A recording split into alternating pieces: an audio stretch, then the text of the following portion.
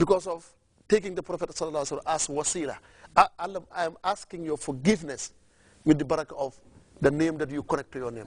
Because La ilaha illallah Muhammad Rasulullah. La ilaha illallah Muhammad Rasulullah. You cannot attain Allah if you don't go through the Prophet Muhammad ﷺ. It doesn't work. It just doesn't work.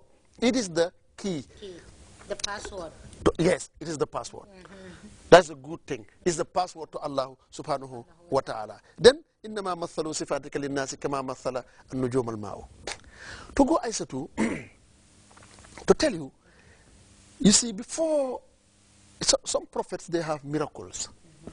But the Prophet sallallahu alaihi wasallam enjoyed what we call irhasat. Irhasat, they are signs or miracles that happen before the birth, in fact, of the very man himself. Miracles are supernatural phenomenon that Allah created in support of an existing prophet. But irhasat are supernatural phenomenon, or at least supernatural signs that are created to receive an unborn. The Prophet ﷺ, before he was born, something very big happened. ألم ترى كيف فعل ربك بأصحاب الفيل ألم يجعل كيدهم في تضليل وأرسل عليهم طيرا أبابيل ترميهم بحجارة من سجيل فجعلهم كعصف مأكول. When you read that Surah Al-Fil, you can see bazookas, bombs coming from birds. Allah said there was a king who was Abraha. Abraha created a temple. He built a very fascinating temple. When he built that temple in Abyssinia, you know, then the black empire was representing the America today. Then the black people and the Abyssinian empire represented the superpower in what we call a unipolar system. Today, you have America in the 21st century as a unipolar system. Then it was the black empire. Abraha was so powerful, and his son Mazruq was so powerful, more even powerful than Alexander the Great. So he felt that, why should people go to the Kaaba?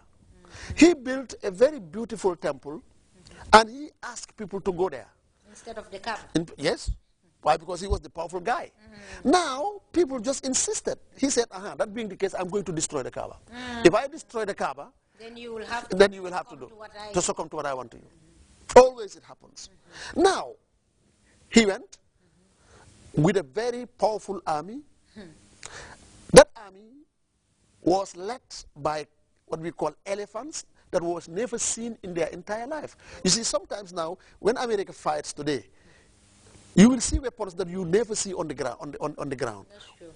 Now then, it was the superpower, and he was so creative when it comes to war. They were led by elephants, something that they never expected. When they came, they were very close, and they camped very close to the Kaaba in Mecca. And then Abraham sent some people because the army, they needed to eat. And then he just sent some of these commandos and then collected all the camels of the people and the goods and the sheep for them to slaughter and then eat. That was how a tyrant he was. Challenging Allah subhanahu wa ta'ala. Now, Abdul Muttalib, who was now the master of Makkah, he went to Abraha. He said, let me go and ask him my camels. Why? Because he also come and took my camels. He took about 100 camels of Abu Talib. Yes. Abu Talib went himself to see Abraha. Then he asked, where is the king? He inside. He went to the king and said, Assalamu alaikum. I'm sorry. I am here. I need my camels. And the camels and the goats of my people. Abraha just laughed. He said, you really let me down. You really let me down. You are the master of Mecca. You are the leader there. And I was expecting you to tell me to stop destroying the Kaaba, because I think the Kaaba is the house of your great-grandparents. It's the house through which you are having a lot of economic benefits. And you don't even care. And you don't even care. I was thinking. You even let me down. But the answer was very good. He said, look, the camels are mine, but that house belongs to somebody. فإن للبيت ربا يحميه. The camels are mine. فإن للبيت ربا يحميه. It's like the war is between you You and the owner. and him. Now, these camels are mine, and I have control over them, and these people are following me. They are poor people, but that house it belongs to somebody. Go. Between you and him. Go and him. And then he gave it to him, and then he went. But you know what happened? Alam tara kayfa fa'ala rabbuka bi ashabil fil. Allah is saying, haven't you seen fa'ala rabbuka bi ashabil fil? What Allah did to the owners of the elephant? Alam yaj'al kaydahum fi tadlil. They have put their plans in ignorance, and Allah has sent birds. Each bird was given about 3 stones, one here, one in the jaw, and also one in the how to call it, legs.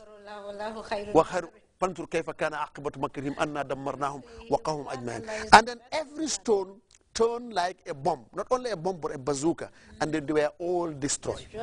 Why? Because somebody was coming, the Prophet Muhammad sallallahu alaihi wasallam. This is one of the irhasat of the Prophet Muhammad sallallahu alaihi wasallam, and many are there, because that day the fire of the Persians also was extinguished. So this irhasat, these miraculous signs, these supernatural signals that was, that appeared before the birth of the Prophet is another indication that he is not an ordinary man. He wasn't. The other thing I say too is just to look at the Prophet as a family man. He's an example. In the house, the Prophet never beat a child. The Prophet never beat a woman. He was he was a family man. He perfected the art of household politics. He was also a leader. He was also what I can call a president, and give examples of good governance, free from nepotism, free from tribalism, free from racism, free from mismanagement. He gave example of socio-economic and political life around the world. And you get it either in those centuries or the 21st century. To go just as to, before you go to the other question, to go now giving you just a little bit of these virtues, a little bit of his attributes that we can relate to the 21st century and then compare with other prophets. You just mention about وَمَا أَرْسَلْنَاكَ إِلَّا رَحْمَةً لِلْعَالَمِينَ. The Prophet ﷺ gave lessons of rahmah, lessons of mercy to the whole of mankind. That is why when you compare with other prophets, they were sent as mercy to a particular area and to a particular period. وَمَا وَإِلَى مَدْيَنَ أَخَابْ شُعَيْبًا. Shu'aib was sent to Madiana in this area. Jesus Christ and Moses were sent to the Israelites to connect to the Prophet Muhammad sallallahu alaihi wasallam. All of them were mercy, and they were merciful, but they were limited in geographical location at the same time. Boundaries. The Prophet sallallahu alaihi wasallam was called وَمَا أَرْسَلْنَاكَ إِلَّا رَحْمَةً لِلْعَالَمِينَ. You are sent as a mercy to the whole of mankind. But Alamin, in fact, is more than a human being.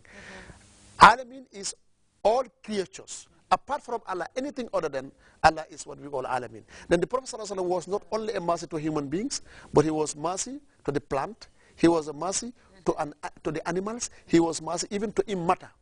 One day he said, he was passing Uhud. He said, Uhudun jabalun yuhibbuna wa nuhibbu. Uhud is a mountain that loves us, and we love him. And I also told you that one day, what happened between him and that camel. And I told you one day, with the trunk of the tree on which the Prophet was facing, when the Prophet was asked to turn the Qibla, he turned the Qibla from Bayt al-Maqdis to the Kaaba. There was a trunk. They heard the trunk crying.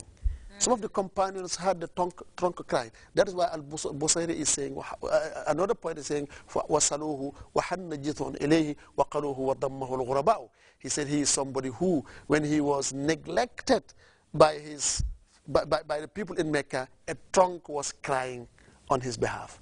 So this is how merciful the Prophet ﷺ was to everybody, not only human beings, but also to the plant, but also to the mountains, but to everybody. Why? Because he when he was coming to Mecca, the mountains were saying as-salatu ala nabi. They were all praising him, the mountains and everything, because he is the Prophet Muhammad sallallahu alaihi wasallam. Blessings upon him. Yes. So then he was a rahmah, a mercy to the whole of mankind. You come to the other one about his gentleness. He was so gentle, I said too, compared with other prophets.